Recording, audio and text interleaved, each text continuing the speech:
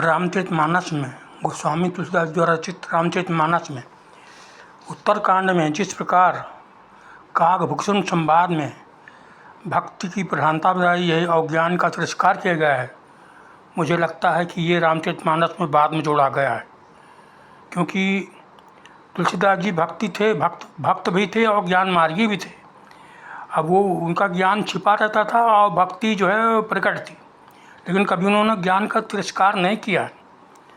मेरे ख्याल से रामचरितमानस जो है 51 दोहा से ख़त्म हो गई है, जिसमें लिखा है सुजस पुराण विदित निगमागम गावत सूर्यमुनि संत समागम कारुणिक व्यालीक मद खंडन सब विधि कुशल कौशला मंडन। आपका यह सुंदर यश पुराणों वेदों और तथा सातों प्रकट है तथा मुनि आज संत समुदाय उसे गाते हैं। आप करुणा करने वाले हैं, झूठे मद का नाश करने वाले हैं और सब प्रकार कुशल और श्री अयोध्या के भूषण हैं। कालीमल मथन नाम ममताहन तुलसीदास प्रभु प्राही प्रणजन। आपका नाम कलयुग के पापों को मठ डालने वाला है और ममता को मारने वाला है। हे तुलसीदास के प्रभु शरणागत की रक्षा कीजिए। प्रेम सहित मुनि नारद वरण राम गुणग्राम शोभा सुंदर हृदय धरि गए जहाँ विधिमाम। श्री राम जी के गुणों का प्रेम पूर्वक वर्णन करके मुनि नारद जी शोभा के समुद्र प्रभु को हृदय में धारण कर ब्रह्मलोक है वहाँ चले गए। मेरे ख्याल से यहाँ से तुलसीदास जी ने रामचरितमानस समाप्त कर दिया था और इसके बाद जो है ये बाद में अलग से जोड़ा गया उत्तरकांड में। ये रामचरितमानस की ओरिजिनल वो नहीं है, क्योंकि भगवान गोस्वामी तुलसीदास प्रकार के ज्ञान मार्ग का अवहेलना नहीं करते चुनाव किया गया है। देखिए क्या लिखा, अब यहाँ शुरू हो गया।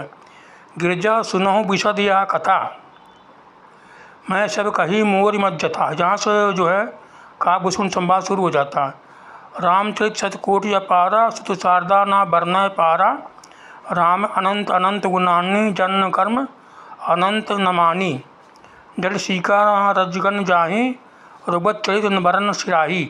मतलब ये उन्होंने फिर से राघवचरित फिर से वर्णन शुरू कर दिया उन्होंने। विमल कथा हरिपद गायनी भगत हो सुन अन पायनी माँ कहो सब कथा सुहाई जे भुसुंड खाकपति सुने। अब यहाँ से भुसुंड खाकपति की कथा शुरू हो जाती है। यह पवित्र कथा भगवान के परम पद को देने वाली है। इसके सुनने से अविचल भक्ति प्राप्त होती है। एवं मैंने यह सब सुंदर कथा कही जो गरुण भूषण काकभूषण ने गरुण जी से सुनाई थी। कथुक राम गुण कहो बखानी अब का कहो सो कहूँ भवानी सुन शुभ कथा उमा हर्षानी बोली अति विनीत प्रतिबानी धन्य धन्य मैं धन्य पुरारी सुनत राम गुण भय भव भय हारी।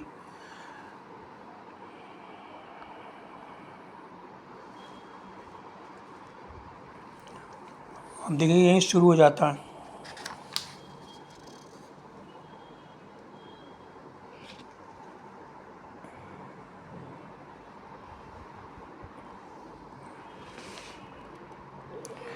राम परायण ज्ञानत गुनागीर मत धीर नाथ कहूँ के कारण पायों काक शरीर।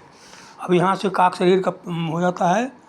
यह प्रभु चरित पवित्र सुहावा कहूँ कृपाल काग कहाँ पावा तुम के भांति सुनो सुनो मदनारी कहूँ मोते अति कौतुक भारी। हे कृपाल बताइए उस कौवे ने प्रभु का ये पवित्र सुंदर चरित्र कहाँ पाया और कामदेव के सत्य बताइए कि आपने किस प्रकार सुना, मुझे बड़ा भारी कौतूहल हो रहा है। तो यहीं से जो है ये काकभूषण हो जाता है और इसमें भक्ति की जो है प्रधानता बताई है, ज्ञान का जो है की अवहेलना की गई है।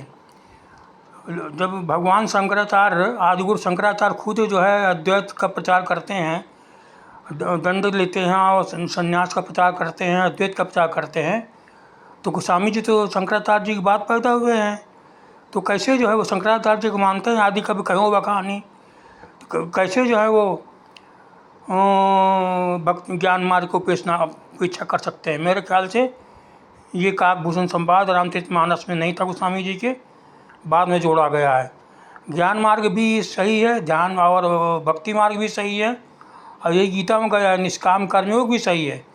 अब इस प्रकार उसमें ज्ञान मार्ग की अवहेलना की गई है वो मेरे ख्याल से ये रामचरितमानस का मूल प्रति नहीं थी।